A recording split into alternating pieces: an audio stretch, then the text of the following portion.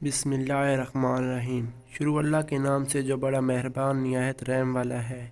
ام المومنین حضرت عائشہ رضی اللہ تعالیٰ عنہ فرماتی ہیں کہ رسول اللہ نے کسی نماز کے وقت یہ دعا مانگی: اے اللہ میرا حساب آسانی سے لینا۔ جب حضور صلی اللہ علیہ وآلہ وسلم فارغ ہوئے تو میں نے عرض کی: یا رسول اللہ صلی اللہ علیہ وآلہ وسلم، آسان حساب کس کو کہتے ہیں؟ آپ صلی اللہ علیہ وآلہ وسلم نے فرمایا: نام اعمال کو دیکھا تو جائے لیکن اس کے مندرجات پر بحث نہ ہو، کیونکہ اے عائشہ، اس دن جس کے اعمال کی تفتیش شروع ہوگی وہ مارا جائے گا، اور مومن کو جو بھی تکلیف آتی ہے اللہ تعالیٰ اس کے بدلے اس کے گناہ معاف کرتا ہے۔ حتیٰ کہ مومن کو کانٹا بھی چبھتا ہے تو اس کے بدلے بھی گناہ معاف کیے جاتے ہیں۔ حضرت جابر بن عبداللہ رضی اللہ تعالیٰ عنہ فرماتے ہیں: حضور اکرم صلی اللہ علیہ وآلہ وسلم میرے پاس تشریف لائے اور آپ نے فرمایا: ابھی ابھی میرے پاس سے میرے دوست جبریل امین علیہ السلام تشریف لے کر گئے ہیں۔ انہوں نے مجھے کہا: اے محمد صلی اللہ علیہ وآلہ وسلم، اس ذات کی قسم جس نے آپ کو حق کے ساتھ بھیجا ہے، اللہ تعالیٰ کے بندوں میں سے ایک ایسا بھی بندہ ہے جس نے 500 سال تک ایک پہاڑ کی چوٹی پر عبادت کی ہے۔ وہ پہاڑ 30 ذرائع مربع ہے اور اس پہاڑ کو چاروں طرف سے 4000 فسخ دریا نے اپنے گھیرے میں لیا ہوا ہے۔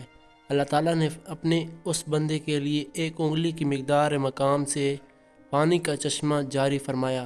تھوڑا تھوڑا میٹھا پانی رستا رستا رہتا تھا، پھر وہ پہاڑ کی نچلی جانب سے صاف ستھرا ہو کر نکلتا۔ وہاں انار کا ایک درخت تھا، ہر رات اس کو ایک انار لگتا جس سے اس کو ایک دن کی غذا مل جاتی۔ جب شام ہوتی تو وہ وضو کرنے کے لیے نیچے اترتا اور اس انار کو کھا لیتا اور دوبارہ عبادت میں مصروف ہو جاتا۔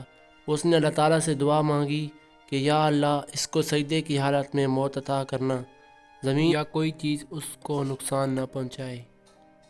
اللہ تعالیٰ نے اس کے لیے ملک الموت کو بھیجا تو وہ آدمی اس وقت سجدے میں تھا۔ سجدے کے عالم میں اس کی روح کو قبض کیا گیا۔ حضرت جبرائیل علیہ السلام فرماتے ہیں کہ ہم آتے جاتے اس کو دیکھتے تھے۔ ہمیں یہ علم تھا کہ اس کو قیامت کے دن اٹھایا جائے گا اور اس کو اللہ تعالیٰ کی بارگاہ میں کھڑا کیا جائے گا۔ اللہ تعالیٰ نے اس بندے کے بارے میں فرمایا: میرے بندے کو میری رحمت کی بنا پر جنت میں داخل کر دو۔ وہ بندہ کہے گا: اے میرے رب، میرے اعمال کی بنا پر مجھے جنت میں بھیجا جائے۔ اللہ تعالیٰ فرمائے گا: میرے بندے کو میری رحمت سے جنت میں بھیج دو۔ وہ کہے گا: اے میرے رب، مجھے میرے اعمال کی بنا پر جنت میں بھیجا جائے۔ اللہ تعالیٰ فرمائے گا: اس پر جو میری نعمتیں ہیں ان کا موازنہ کیا جائے۔ صرف آنکھوں کی نعمت ہی اس کے 500 سال کی عبادت سے زائد ہوگی اور باقی پورا جسم تک اس کی عبادت سے کہیں زیادہ ہوگا۔ اللہ تعالیٰ فرمائے گا: میرے بندے کو دوزخ میں ڈال دیا جائے۔ چنانچہ اس بندے کو دوزخ کی جانب گھسیٹا جائے گا تو وہ پکار پکار کر کہے گا: اے میرے رب، مجھے اپنی رحمت سے جنت میں داخل فرما دے۔ اللہ تعالیٰ فرمائے گا: اسے چھوڑ دو۔ اس کو دوبارہ اللہ تعالیٰ کی بارگاہ میں کھڑا کیا جائے گا۔ اللہ تعالیٰ فرمائے گا: اے میرے بندے، تو کچھ بھی نہ تھا، تجھے پیدا کس نے کیا؟ وہ کہے گا: اے میرے رب، آپ نے۔ اللہ تعالیٰ فرمائے گا: وہ تیری طرف سے ہوا یا میری رحمت سے؟ وہ کہے گا: یا اللہ، تیری رحمت سے۔ اللہ تعالیٰ فرمائے گا: 500 سال تجھے عبادت کی طاقت کس نے دی؟ وہ کہے گا: اے میرے رب، آپ نے۔ اللہ تعالیٰ فرمائے گا: تجھے پہاڑ کے درمیان غار کے اندر کس نے اتارا اور کھاری پانی میں سے تیرے لیے میٹھا پانی کس نے نکالا تھا؟ اور ہر رات تیرے لیے انار کون مہیا کرتا تھا؟ اور تو پورے سال میں 1 مرتبہ باہر نکلتا تھا اور تو نے مجھ سے دعا مانگی تھی کہ میں تجھے سجدے کی حالت میں موت دوں۔